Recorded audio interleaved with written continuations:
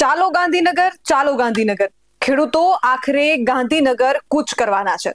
સુરેન્દ્રનગરથી ખેડૂતો 12 તારીખે કિસાન આંદોલનમાં જોડાવા માટે તૈયાર થયા છે. હવે થશે ખરાખરીનો ખેલ.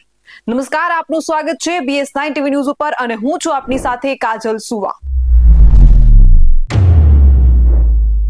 ખાનગી કંપનીઓ જે થાંભલા ખોડી રહી છે તેના વળતર મુદ્દે ખેડૂતો હવે આકરા પાણીએ છે અને કેમ નો પણ થાય, કેમ કે ખેડૂતોને પોતાની જ માલિકીની જમીનમાંથી ઢસડીને કાઢવામાં આવી રહ્યા છે. એટલે હવે ખેડૂતો યોગ્ય વળતર મેળવવા માટે 12 જાન્યુઆરીએ ગાંધીનગર કૂચ કરવાના છે. ખેડૂતોનો દાવો છે કે પ્રાઇવેટ કંપનીઓની દાદાગીરી એટલી મોટી છે કે ખેડૂતોને ધમકાવીને પોલ નાખી જાય છે. ખેડૂતો કહે છે કે કોર્ટમાં કેસ કરવા છતાં કોઈ નિર્ણય નહીં આવતો. આખરે સુરેન્દ્રનગરના ખેડૂતોએ હવે ગાંધીનગરની કૂચનો નિર્ણય લીધો છે. 12 જાન્યુઆરી 2026ના રોજ ખેડૂતો ગાંધીનગર ભેગા થઈને વિરોધ પ્રદર્શન કરશે. ત્યારે સુરેન્દ્રનગરના ખેડૂતો શું કહી રહ્યા છે તે સાંભળીએ. વનરસિંહભાઈ પટેલ, ગામ હરિપર. મારી જમીન વાવડી સીમમાં આવેલી છે. મારા ખેતરની અંદર વીજના 2 પોલ આવેલા છે. એના માટે 12/1/2026ના રોજ અમે ગાંધીનગર મુકામે કિસાન આંદોલનમાં જોડાવા માટે જઈ રહ્યા છીએ. શું પ્રશ્ન છે તમારો? પ્રશ્ન પાવર ગ્રીડના વળતર બાબતનો. જે અમને વળતર ખેતીની જંત્રી પ્રમાણે ચૂકવે છે એને અમારી માંગ છે કે એને વાણિજ્ય પ્રમાણે રાજસ્થાન પ્રમાણે 400% ચૂકવે. કેવી દાદાગીરી છે? દાદાગીરી તો પાવર ગ્રીડની તો વાત જ જવા દો.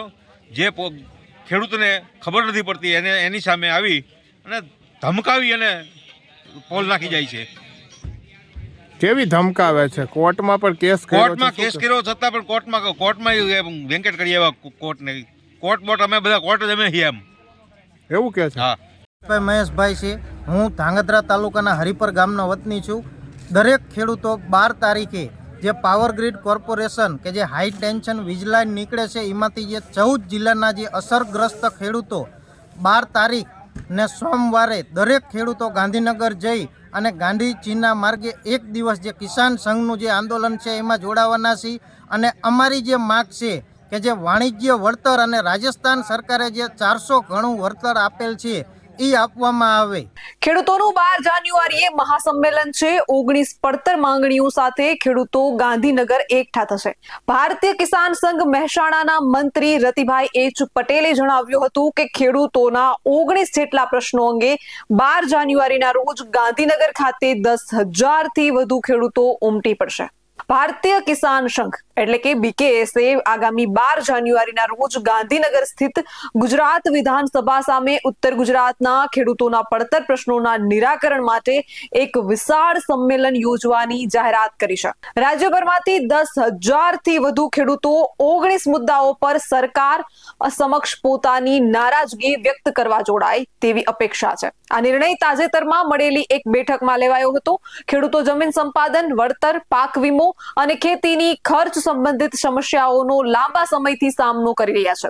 ભારતીય કિસાન સંઘ મહેસાણાના મંત્રી રતિભાઈ H પટેલે જણાવ્યું હતું કે ખેડૂતોના 19 જેટલા પ્રશ્નો અંગે 12 જાન્યુઆરીના રોજ ગાંધીનગર ખાતે 10,000થી વધુ ખેડૂતો ઉમટી પડશે. ઉત્તર ગુજરાતના ખેડૂતોને જમીન સંપાદન માટે જાહેર કરાયેલું 3 લાખનું વળતર વધારીને 5 લાખ કરવાનું વચન અપાયું હોવા છતાં આજ દિન સુધી વધારાનું વળતર મળ્યું નથી. આ ઉપરાંત ગુજરાત સરકારના હિસ્સાની વર્ષ 2023-24ના અને 2024-25ની વ્યાજ સહાય પણ ખેડૂતોના ખાતામાં જમા થઈ નથી તેવા આક્ષેપો તેઓ કર્યા હતા. ગુજરાતની મુખ્ય માંગણીઓમાં ખાતર, દવાઓ, બિયારણ અને ઓજારો પર 0% GST લાગુ કરવો, પ્રધાનમંત્રી ફસલ વીમા યોજના ફરીથી શરૂ કરવી, દૂધ પર લીટર દીઠ ₹5ની સબસિડી આપવી, દૂધની બનાવટો પરનો GST નાબૂદ કરવો અને ખેડૂતોને પોષણક્ષમ ભાવ મળે તે માટે MSPની યોજના દાખલ કરવી વગેરેનો સમાવેશ થાય છે. જમીન અને વળતર અંગે કિસાન સંઘે વિકાસના નામે રોડ, રસ્તા, વીજ લાઈનો, ટાવરો, ONGCના કુવા, પાઇપલાઇન અને મહાનગરપાલિકાની TP સ્કીમ હેઠળ ખેડૂતોની જમીનના અન્યાયી સંપાદન સામે વાંધો ઉઠાવ્યો છે. તેઓ ખેડૂતોની પરવાનગી વિના 40% સુધી કપાત અને અપૂરતા વળતર સામે પણ નારાજગી વ્યક્ત કરી રહ્યા છે. સંઘે જમીન માલિકની મંજૂરી વિના પાઇપલાઇન કે વીજ ટાવર ન નાખવા, ભાડામાં દર વર્ષે મોંઘવારી દર મુજબ વધારો કરવા અને જમીન સંપાદન થતા ભૂમિહીન બનતા નાના અને શ્રીમંત ખેડૂતોના પરિવારના એક સભ્યને સરકારી નોકરી આપવાની માંગ કરી છે. વીજળી અને પાણીના મુદ્દે ખેડૂતોના પિયત માટે નહેરમાં પાણીની અછતને કારણે વીજ કનેક્શન લીધા હોય તેવા ખેડૂતોને હોર્સ પાવર કે મીટર આધારિત કનેક્શનમાંથી પસંદગીની તક આપવા માંગણી કરી રહ્યા છે. આનુષંગિક સેવાઓમાં ખેડૂતોને ખેતરે જવા આવવા માટે રસ્તાઓની સુવિધા પૂરી પાડવા અને રાઇટ ટુ વે નીતિ અપનાવી 7-12 અને 8 રસ્તાઓની નોંધ કરવા જણાવ્યું છે. રીસર્વેની અરજીઓ ખાસ ઝુંબેશ ઉપાડી ખેડૂત ખાતેદારોની હાજરીમાં ઝડપી નિકાલ કરવાની પણ માંગ છે. બજાર વ્યવસ્થા અને ભેળસેળના મામલે માર્કેટયાર્ડના વજન ઘટ, બારદાન વજન વધઘટ, મજૂરી, હવાના કપાણ જેવી પ્રથાઓ બંધ કરવા તથા ઉત્તર ગુજરાતમાં નકલી ખાતર, દવા અને બિયારણના ખુલ્લેઆમ વેચાણ પર રોક લગાવી સબસિડી યુક્ત ખાતરના ગેરકાયદેસર વેચાણ સામે કડક કાર્યવાહી કરવા કિસાન સંઘે વિનંતી કરી છે. સંસ્થાકીય સુધારાઓ માટે ઉત્તર ગુજરાતના ખેડૂતોના ઉત્કર્ષ માટે એરંડા અને દૂધ વિકાસ બોર્ડની સ્થાપના કરવાની પણ માંગ છે. ગ્રામીણ વિકાસ અંતર્ગત દરેક ગામના ગૌચર અને સીમમાં જવા આવવાના રોડ રસ્તાઓને તાડની વાડ બનાવી આપવા અને ગામડાઓમાં ફરજિયાત સ્માર્ટ મીટરનો અમલ ન કરવાની માંગ પણ સામેલ છે.